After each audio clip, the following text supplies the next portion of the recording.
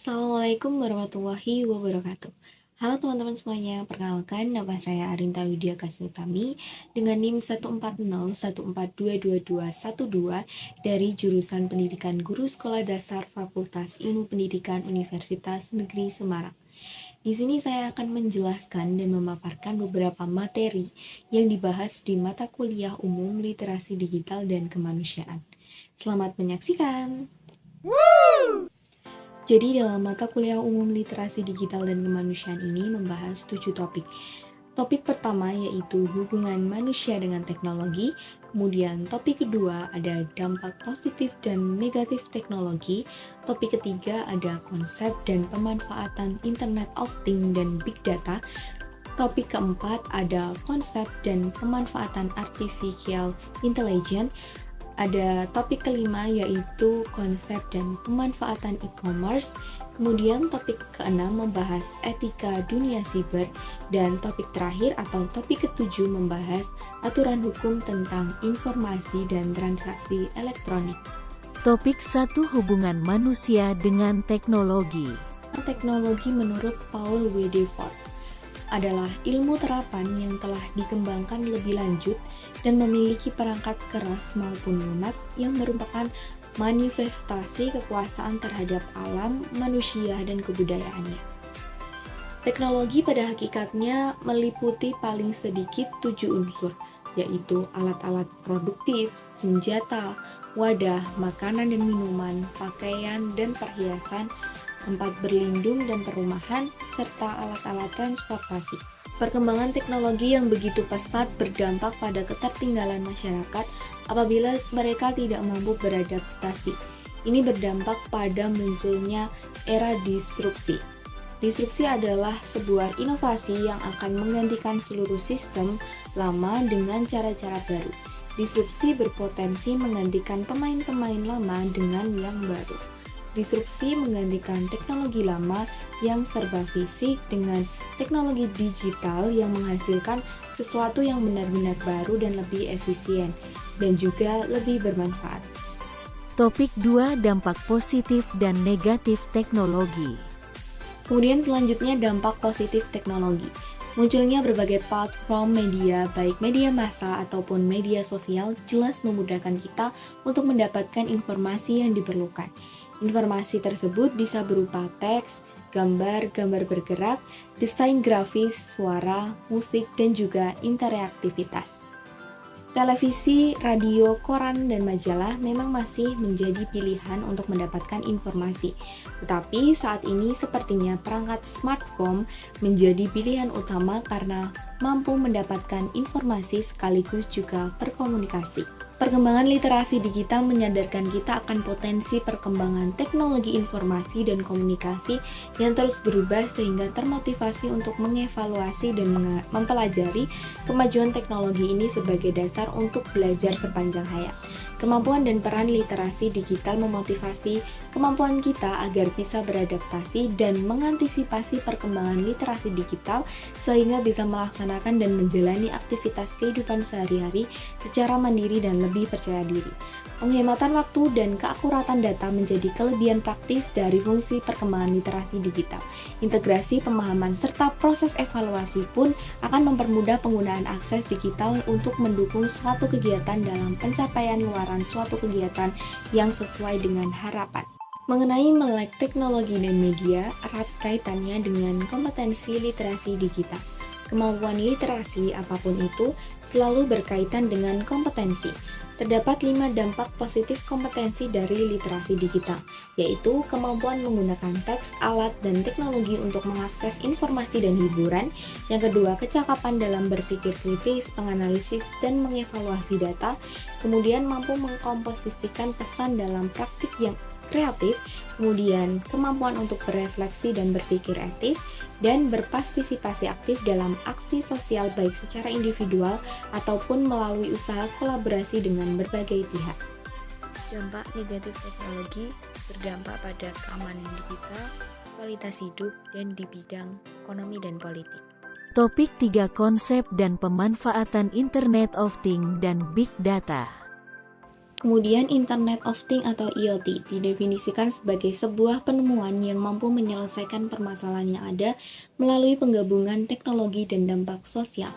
Untuk memahami definisi dari Internet of Things dapat dilihat dari dua gabungan kata yaitu internet dan thing, di mana internet sendiri didefinisikan sebagai sebuah jaringan komputer yang menggunakan protokol-protokol internet yang digunakan untuk berkomunikasi dan berbagi informasi dari dalam lingkup tertentu. Sementara thing adalah diartikan sebagai objek-objek dari dunia fisik yang diambil melalui sensor-sensor yang kemudian dikirim melalui internet. Untuk mewujudkan Internet of Things diperlukan 3 komponen, yaitu Internet, Thing, dan Semantic. Kemudian ada IoT Reference Model, yang pertama ada Physical Device dan Controller, yang kedua ada Connectivity, dan yang ketiga ada Agents Computing. Kemudian ada pula Data Accumulation, Data Abstraction, Application, Collaboration, and Process. Kemudian ada 3 elemen utama pada arsitektur IoT, yakni barang fisik yang dilengkapi modul IoT, perangkat koneksi ke internet, dan yang ketiga, cloud data center, tempat untuk menyimpan aplikasi beserta database. Cara kerja pada IoT yaitu memanfaatkan sebuah argumentasi pemrograman yang dimana tiap-tiap perintah argumennya itu menghasilkan sebuah interaksi antara sesama mesin yang terhubung secara otomatis tanpa campur tangan manusia dan dalam jarak berapapun. Internetlah yang menjadi penghubung di antara kedua interaksi mesin tersebut, sementara manusia hanya bertugas sebagai pengatur dan pengawas bekerjanya alat tersebut secara langsung. Untuk perangkat, kelebihan dan kekurangan pada IoT adalah sebagai berikut. Kemudian selanjutnya ada Big Data. Big Data adalah istilah yang menggambarkan volume data yang besar, baik data yang terstruktur maupun data yang tidak terstruktur. Big Data telah digunakan dalam banyak bisnis. Tidak hanya besar data yang menjadi poin utama, tetapi apa yang harus dilakukan organisasi dengan data tersebut. Big Data dapat dianalisis untuk wawasan yang mengarah pada pengambilan keputusan dan strategi bisnis yang lebih baik. Lalu, mengapa Big Data itu penting?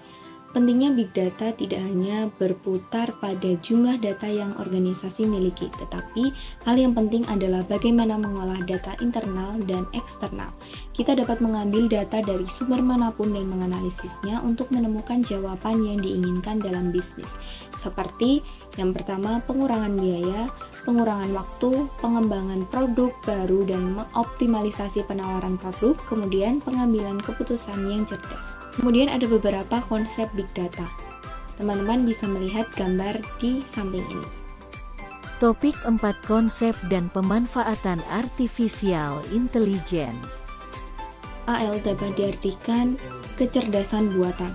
AL merupakan mesin yang belajar dari pengalaman, menyesuaikan diri dengan inputan baru dan melakukan tugas seperti manusia. Tujuan AL yaitu yang pertama membuat mesin menjadi pintar yang merupakan tujuan utama, yang kedua memahami apa itu kecerdasan merupakan tujuan ilmiah, dan membuat mesin lebih bermanfaat merupakan tujuan entrepreneur. Kemudian ada konsep dari AL. Yang pertama, thinking humanly, yaitu sistem yang berpikir seperti manusia. Yang kedua, thinking rationally, yaitu sistem yang berpikir secara rasional. Ada pula acting humanly, yaitu sistem yang bertindak seperti manusia. Yang terakhir ada acting rationally, yaitu sistem yang bertindak secara rasional. Bagian utama dari AL, yang pertama basis pengetahuan yang berisi fakta-fakta, teori pemikiran, dan hubungan antara satu dengan yang lainnya. Yang kemudian motor inferensi, yaitu kemampuan menarik kesimpulan berdasarkan pengalaman. Lalu ada pula beberapa implementasi dari AL yang bisa diperhatikan pada gambar di samping ini. Topik 5 Konsep dan Pemanfaatan E-commerce. Secara formal, e-commerce merupakan transaksi komersial yang bersedia secara digital antara lintas organisasi atau perusahaan maupun individu. Sedangkan e-business merupakan digitalisasi transaksi dan proses yang terjadi di dalam perusahaan melibatkan sistem informasi yang dikendalikan oleh perusahaan. Berbagai tipe e-commerce serta beberapa platform yang digunakan sebagai basis transaksi dalam industri ini, setidaknya terdapat 7 tipe e-commerce yang dibagi berdasarkan konektivitas pasar. Di antaranya adalah sebagai berikut.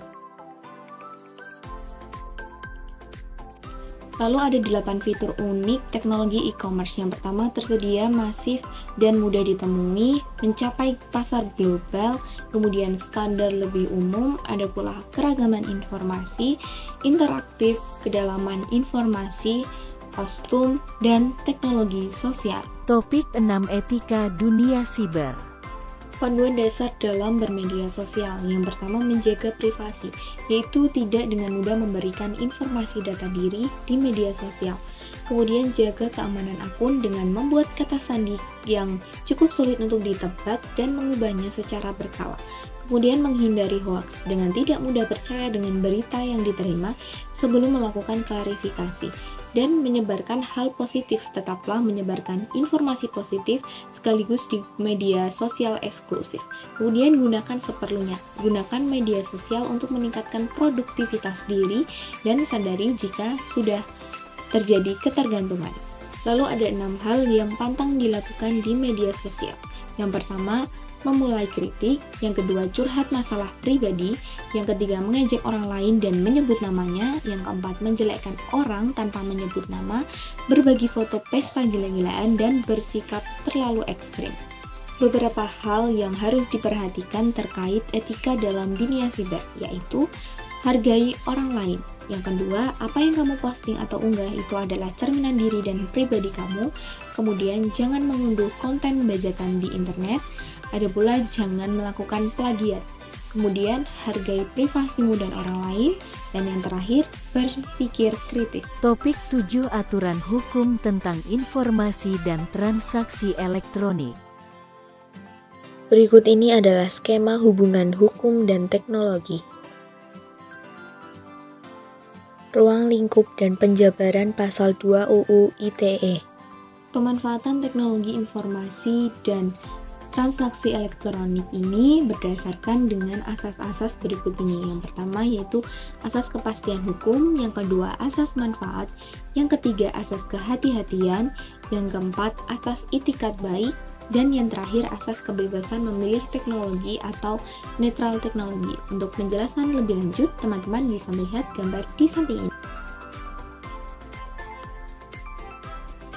Berdasarkan pasal 5 UU ITE dinyatakan bahwa informasi elektronik dan atau dokumen elektronik dan atau hasil cetakannya merupakan alat bukti hukum yang sah untuk memberikan kepastian hukum.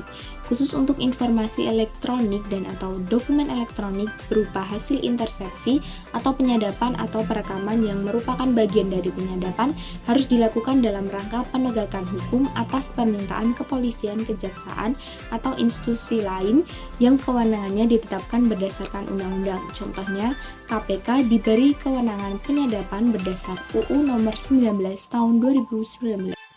Demikian yang dapat saya sampaikan. Semoga apa yang sudah saya sampaikan bisa menambah wawasan untuk teman-teman semuanya. Sampai jumpa. Wassalamualaikum warahmatullahi wabarakatuh.